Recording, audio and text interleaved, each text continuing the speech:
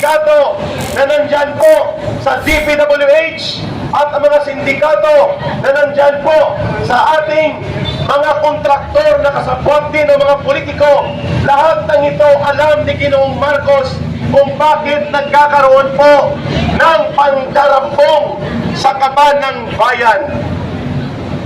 Mga kababayan, pundo po yan ng mga mamamayan. Ang ating mga pulis, ang mga sundalo, halos hindi po makaagapay ang kanilang sweldo para lamang mabuhay ang kanilang pamilya. Ngayon, nakikita ninyo, limpak-limpak, bilyon-bilyon na pondo po ang ginagawa na para lamang hutin sa kaban ng bayan, at ang reaksyon ni Ginoong Marcos ay simple lang, pailing-iling, paimbestiga-imbestiga. Kaya mga kababayan, malinaw po ang ating layunin dito. Magpahayag ng mapayapa ang taong bayan at nang sa ganun po, magkaroon ng malinaw na paninindigan upang ipaabot sa taong bayan na hindi tayo pwedeng manahimik.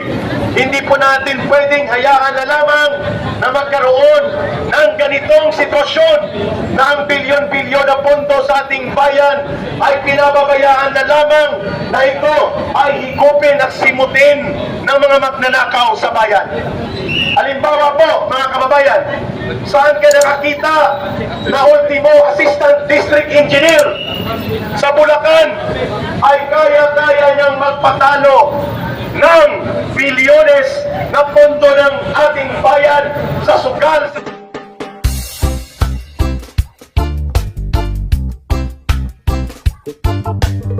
Hindi pa po nakakarating ang aming mga kasamahan.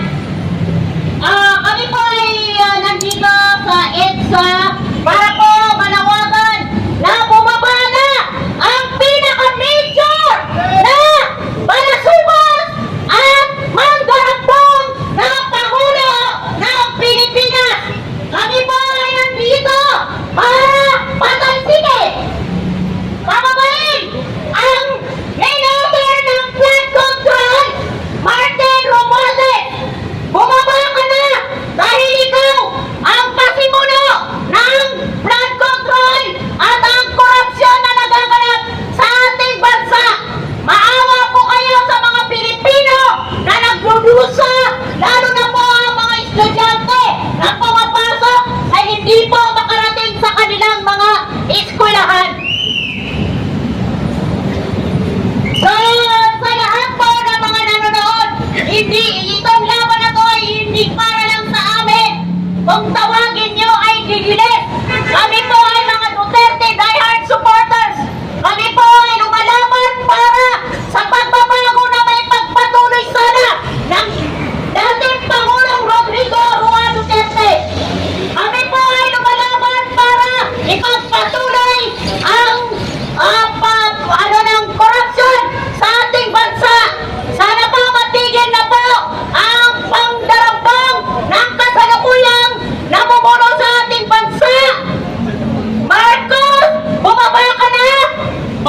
Martin Romualdez, bumaba ka na! Maawa po kayo sa sambayan ng Pilipino na naghihirap. Dulot po ng mga pagbaha, dulot po ng korupsyon sa ating bansa. Maawa po kayo! Hindi lang po kami ang lumalaban, kundi po ang sampayanan. Huwag po tayong magpanggap na kayo ay maganda ang inyong ginagawa. Pinapahirapan niyo po lalo ang ating mga mamamayan na lumalaban ng patas. Manawagan lang po kami sa mga kapwa Pilipino.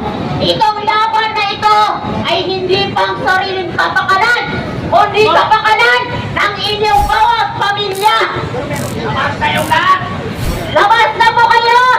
Mga kababayan, hindi man ako nakaranas ng matinding paglubog ng baha dulot ng korupsyon na pagmamaniobra ni Martin Romualdez.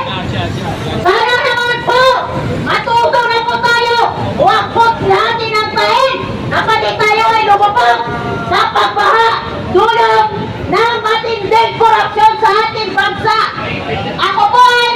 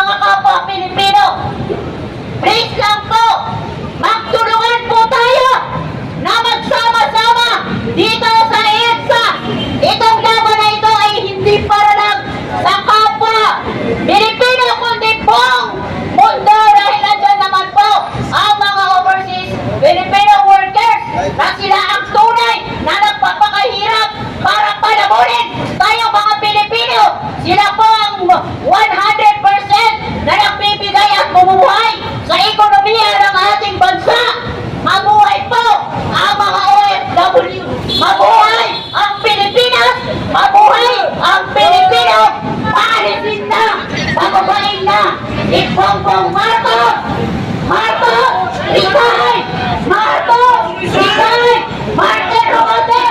Maawa ka! Lumayas ka na! Ikaw ang pasimuno ng mga kaguluhan sa Pilipinas! Assalamualaikum warahmatullahi ta'ala wabarakatuh! Mabuhay po kayong lahat! Maraming salamat kay Ma'am Syra, Muslim Women Alliance in Solidarity for Peace. Mga kababayan, bakit po si Marcos at si Romualdez ang totoong mga mastermind kung bakit nanumbalik po ang malawakan na pandarambong sa kaban ng bayan? Number one, si Romualdez po ay hindi makapagpapalusot ng pondo kung ito po ay hindi kinukonsulta kay Marcos. Ang anumang mga congressional insertion, ang anumang pandaraya at pangsindikato sa budget, lahat ng ito po ay walang patutunguhan at hindi magiging batas kung hindi pinirmahan ni Marcos na maging General Appropriations Act. Ibig sabihin po, mga kababayan, malinaw na ang layunin po ni Martin Romualdez at Saldico at ang mga sindikato na nandyan po sa DPWH at ang mga sindikato na nandyan po sa ating mga kontraktor na kasabwat din ng mga politiko, lahat ng ito alam ni Ginoong Marcos kung bakit nagkakaroon po ng pandarambong sa kaban ng bayan. Mga kababayan, pundo po yan ng mga mamamayan.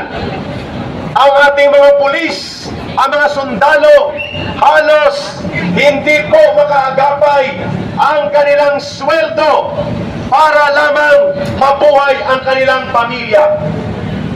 Ngayon, nakikita ninyo, limpak-limpak, bilyon-bilyon na pondo po ang ginagawa na para lamang hutin sa kaban ng bayan, at ang reaksyon ni Ginoong Marcos ay simple lang, pailing-iling, paimbestiga-imbestiga.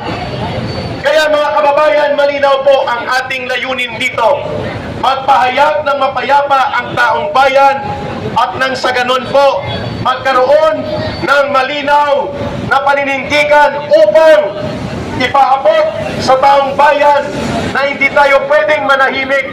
Hindi po natin pwedeng hayaan na lamang na magkaroon ng ganitong sitwasyon na ang bilyon-bilyon na pondo sa ating bayan ay pinababayaan na lamang na ito ay higupin at simutin ng mga magnanakaw sa bayan. Halimbawa po, mga kababayan, saan ka nakakita na ultimo assistant district engineer sa Bulacan ay kaya-kaya niyang magpatalo ng bilyones na pondo ng ating bayan sa sugal sa kasino. At ngayon, to the rescue pa si Martin Romualdez at pati si Tito Soto, itinago na nila at pinalusot na itong si Bryce Sindicato Hernandez. Ito po ay nasa in contempt at dapat nasa custody ng Senado. Malinaw po ang pakikipagsapwatan kung bakit nila tinanggal si Senate President Escudero at ang mga majority ng mga senador na naka-align sa Duterte line of political alliance. Bakit?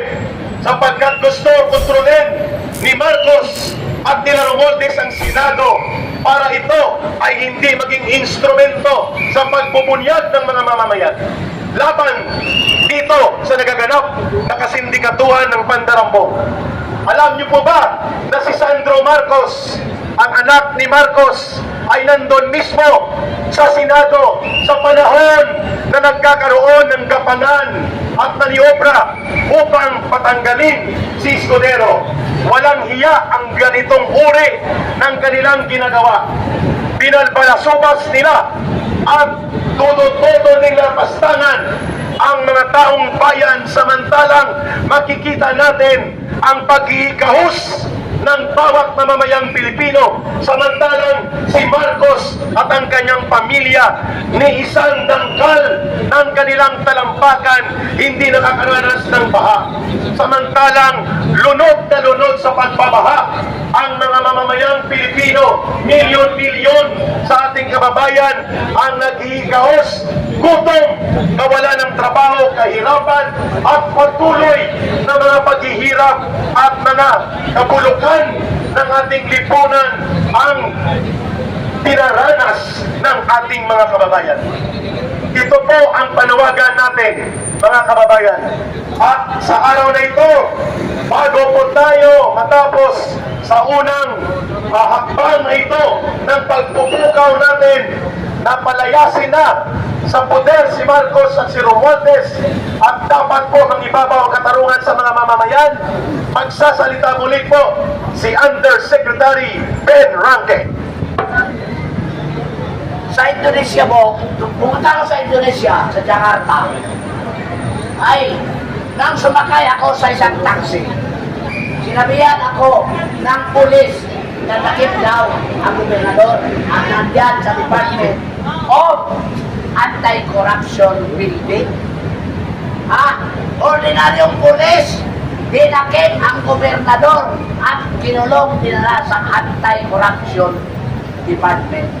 Sa atin, nandyan ang mga buhaya sa Malacanang, nandyan ang mga kawatan, magnanakaw sa Kongreso at Senado, walang pulis na nagdakip sa kanila.